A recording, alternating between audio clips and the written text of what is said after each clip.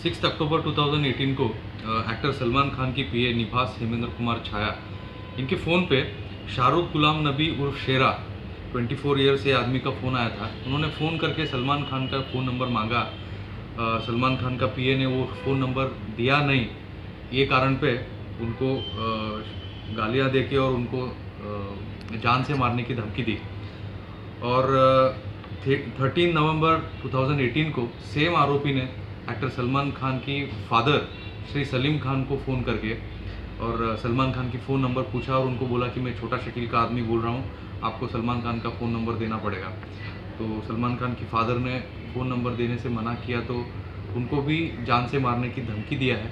और इसके ऊपर से बांद्रा पुलिस स्टेशन में एक CR दाखिल है 663/2018 अंडर सेक्शन 506 सबसेक्शन 2 और IT एक्ट के 66D ये गुना दाखिल है और इसमें आरोपी अरेस्टेड है और 22 नवंबर तक आरोपी को PCR मिला है।